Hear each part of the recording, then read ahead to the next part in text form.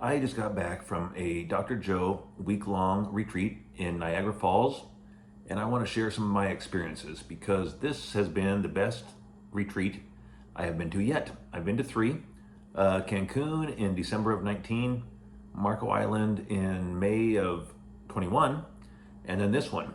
And I'll tell you, this was best for me because I am 1,000% different person than I was when I went to Marco Island a year and a half ago. Emotionally, I have grown. I have gone through so many things. I have changed relationships. I have changed things for the better. And that made walking into this retreat, I was more whole walking in. And I felt like it was 7 days of Christmas. It really was. Everywhere I turned was a new gift, whether it be people I met. I was gifted with being a Healee, which was a beautiful gift. Just so many things were, time after time, day after day, gifts were coming my way. And I was, this body, this body was diagnosed with MS back in 1998. And I walked for a long time, did very well for a very long time. About 7 years ago, went through a lot of stress, which changed things. So I went from being behind a walker to being in a scooter to now being in a wheelchair. And the body continues to change in ways that my mind is expanding and growing, and the body's catching up. I know that it is. I know that I'm healed. I know that I'm healing, and I have faith in that. I do. My right arm isn't working great. My left arm is changing a bit. My legs have atrophied, and I just know that that doesn't matter anymore. It's still changing. I'm changing the pattern in the field. And man, I learned so much from this retreat. You know, I've listened to hundreds of hours of Dr. Joe, listened to his books, I read his books, listened to podcasts, and every time I hear something differently. A big takeaway for me from Niagara Falls was that it's not about the healing. It's about who you become in the process. Overcoming, overcoming, overcoming on your way to becoming. And I've become the person that I've been envisioning for so long. Before I went to Cancun, one of the biggest concepts I've had a hard time with of his was envision your future self and act like that. And before I went to Cancun, I'm like, what do you mean act like that? I can't even lift my arm. How am I gonna fly? I hadn't flown by myself in a wheelchair. But I just kept on stepping into it. And that was 3.5 years ago, something like that. And since then, I've just continued to step into it and continued to change. And I really noticed a lot of benefits in this workshop because of that change. I had a lot of favorite parts. I can't say that I just had one, but I loved the walking meditations in this one. Being next to Niagara Falls was so powerful. Being next to the water was beautiful. And my favorite part was that in Cancun and Marco Island both, I couldn't get on the sand. So I had to be on a boardwalk that was behind the beach. And I wasn't with everybody. I wasn't in the energy. And in Niagara Falls, I was in the energy. I was in the group. I was with everybody. My goal is to stand. My goal is to walk. I feel it. I see it. And during those walking meditations, I overcame myself repeatedly. I grabbed onto the rail. I tried to stand up. I felt my legs. I felt standing up. And at the same time, I gave myself grace when I didn't stand up because I know that my body is catching up. And I'm just going to keep on going, keep envisioning it, do the meditations, and keep going where I'm going to go, get where I'm going to go, get to where I want to be. But the walking meditations were gorgeous. I really love those. I am taking a lot out of those. After the second walking meditation, I met Dr. Joe, which again was an amazing gift for me. I love this man. He bent down, got eye to eye and just told me so many amazing things. And really, I wanted to meet him because I just want to thank him for all the amazing work that he's doing, all the way he's changing the world, all the people he's affecting, including me. And I said, Dr. Joe, I just want to thank you. And he goes, no, I want to thank you. He goes, I've been watching you. You've been going all in. And that's how you make the change. He said, make sure to notice the small things. It's not always a big bang. And I'll be honest, I've been waiting for a pop, whatever that means, a big pop, to where all of a sudden I'm a different person and things are all changed. I've had lots of experiences along the way. I don't know if it's a big pop, but what Dr. Joe said was notice the little things. And I know he said, I know he said a lot more things to me, which I don't quite remember because I was just soaking in the whole situation. But he also said, keep going. And he said, let's make history. And I said, this is the 4-minute mile. And I said, I love you, man. And he said, he loves me. And it just adds to the love. My heart exploded. My heart just opened up so much in this event in so many ways. And that's been a big goal for me. I've been having a hard time opening my heart. I've been in survival mode for a large portion of my life. I've been addicted to the survival chemicals, which, I think about that. I'm like, that doesn't make any sense. Why would I be addicted to those? I didn't know I was addicted. It's subconscious. It's not a conscious thought. I thought that was normal. It's the way situations around me went. It's the way I handled things. And I can see that differently now. My refractory period has shortened a lot to where I see it and I stop it. I hit the brakes on it and I change. I am the alchemist. I am the alchemist. And so I changed those chemicals flowing through my body and I can feel it. It's really interesting, to feel good and have that feel weird. It's the most familiar, unfamiliar feeling you've ever had, as Dr. Joe says. So I'm really having to retrain my body and my mind to allow the good in. And every time, like sometimes I'll feel weird and I'll take stock of it. Why do I feel weird? Well, it's because it's different, it's new, and it's good. I just have to remind myself that I'm safe and that all the things are going good. And I kind of just do a gratitude journal and write down, think about all the things I'm grateful for, and that brings me back. One thing I really noticed in this retreat was I used to have a lot of fear going into meditations, and that didn't come up this time. I went deeper. I came so close to source. I was at source a multitude of times, and I didn't back out. I didn't stop. I kept going without the fear. It's been like a primal fear, like the fear that I'm going to do something wrong, the fear that I'm going to get in trouble. I mean, it's old stuff, and it's just a lie. So I noticed that this time, and I kept going. I kept going. I kept going. I love the Kaleidoscope meditations, and I had really profound experiences in Cancun doing that, and I did this time too. And one thing that's really cool to me with the retreats is that, listening to Dr. Joe teach us about, all the things that we learn. My favorite learning session is when he, writes the sine waves on the whiteboard and describes going from matter to source and what that means, the vibration, the frequency. And I took that into the Kaleidoscope meditation, and I realized that sometimes I envision like energy going through my body, but it was going through as that sine wave. It was going through as a almost one-dimensional, two-dimensional sine wave. And then in the Kaleidoscope, I was getting in a trance, staring at the Kaleidoscope, and realized that that's the pattern. That's a pattern. And all of a sudden, the Kaleidoscope was going through me. It was in me, but not just like going through me. It was in every dimension of me. And I just knew that I was getting an upgrade of, my body was rewriting, firing and rewiring, and I just felt information coming to me differently in an expanded way. And oh man, it was beautiful.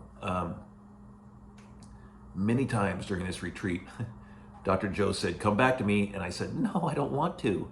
Because one time I was literally, if you've seen the whiteboard that Dr. Joe does at these retreats, it has the long sine waves at the bottom, and then it gets up to source, which is flat because it's all in all, it's everything.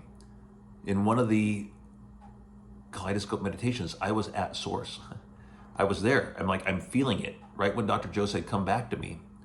And at that time I said, no. And this is a change for me, but I said, I love myself too much to stop doing what I'm doing right now. I love myself too much to come back. And both in Marco Island and Cancun, I would have come back and stopped what I was doing. I didn't this time. I kept going. And I know I was making noises. I didn't care. I knew that people were moving around me. I didn't care. That meant a lot to me, that I was, self-love is so critical, but I haven't always had it. And so to have it at that level this time is healing, is growth, is a big growth for me. And it was beautiful. It really was. I didn't have the fear this time like I had in the past. I've gotten to source before, I think, but I backed out. I got scared. I stopped. And this time I wanted more. I didn't want it to stop. And that shows me a lot that I have, the word that's coming to me is matured in my meditations, because I think like everybody, we always wonder if we're doing it right. And I don't think there is a right way. There is a way, and it's just to keep going. Because I've had good ones, I've had bad ones, but there are no bad meditations. That was a very profound experience is, because I did it multiple times. And during the healing sessions, what a gift, what an absolute beautiful gift to be chosen for these healings. And I'll say that the first one, I was completely in my own way. I thought I had to do it, which is my MO. I always think it's me. That's why I've been in survival mode, I think, is that it's ironic, I guess, that I have a living caregiver. I had a caregiver come with me to Niagara Falls, and I have to ask for help for just about everything. Getting dressed in the morning, putting toothpaste on a toothbrush, going to the bathroom, you name it, I've got to ask for help. And in in Niagara Falls, I was very independent. I cruised around in my wheelchair, and I did a lot of things that I don't usually do at home, because I could. I know that I can. And it was so fun to be in the energy and just be around everybody. But in that first healing session, I got in my way. I thought I had to do the work. And so I was trying to reach the pineal gland. I didn't feel the energy from everybody. And the volunteers at these workshops are just so amazing. One of the volunteers in our group, his name was Angel, and man, he surely was. He was an angel for me. And I talked to him after that first healing meditation about it. He goes, you don't need to do anything. You're supposed to receive. And I took that into my next one, and I just said, my only job is to let love in. Open up my heart and let love in. So I did. And I'm amazed at how Dr. Joe runs these Coherent healings, in that 1,400 people or something like that came in the door. I didn't hear any of them. And all of a sudden, I just felt energy around me. I felt love around me.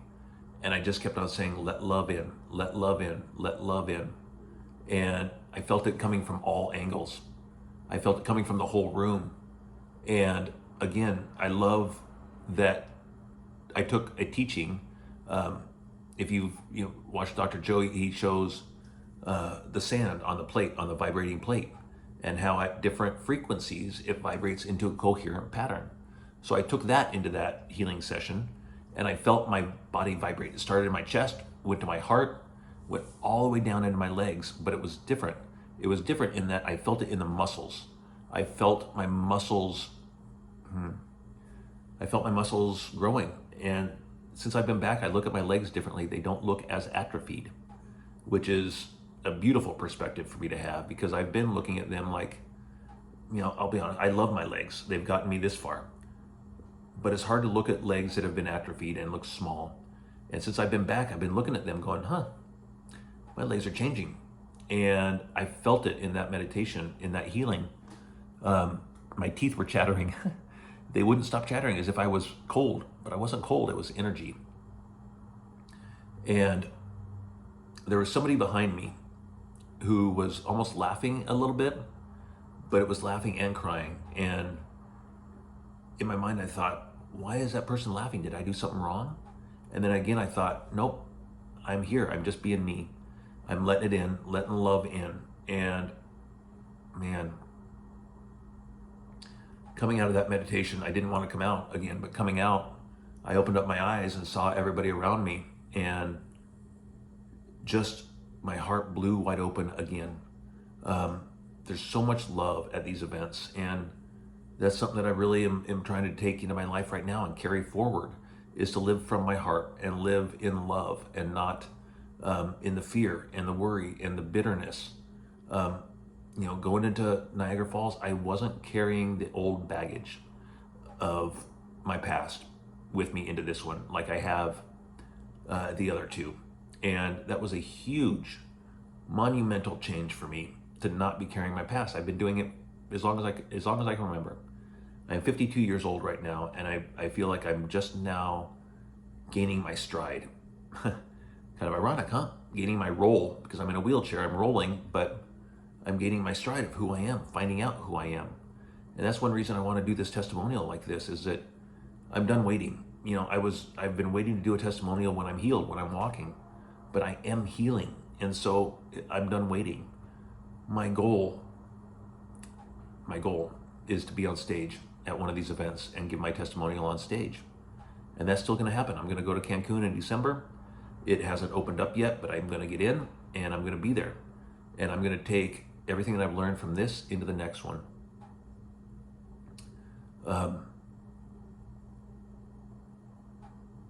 The people. What an amazing gift. I've been keeping up with people since I've been back. And I'm going to keep the energy going. I'm going to keep it growing and keep it rolling. Because this is, if I could be at a Dr. Joe event all the time, I would. Because this is my group, this is my people. And I think a large portion of my life, as many of us have, I felt different. I felt strange. I was always trying to act and be somebody different than who I am.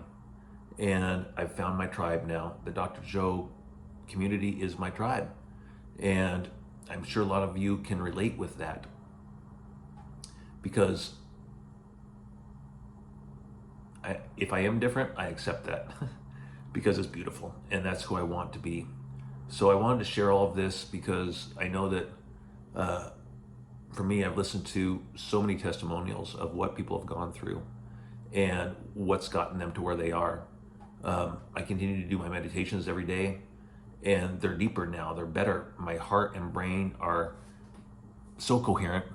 I love the Courageous Heart meditation, and it's not about any certain meditation, it's about all of them. It's just being there and being in it. My hope is that somebody gets information from this that helps you, because I really want to share my voice. And that's what I see as my future self, is to share who I am. And whether I'm in a wheelchair or not, I can share who I am. Those things don't matter. It's about living from your heart, and I feel that now. I see that now differently. As Dr. Joe said, it's noticing the small things. And there's a lot of things going on right now. After the second healing meditation, I just reached back and took my shirt off. I haven't done that for a long time. Yesterday, I put this shirt on, got my arms through, and okay, I put 50% of this shirt on. I put my arms through, and then my caregiver had to help me lift it up over my head. But it's a start, and I'm just going to keep on going. Keep going, keep going, keep going. And that's the only way I know how to do it, because it's out there. I am out there. I'm in here. Love, love, love to you all.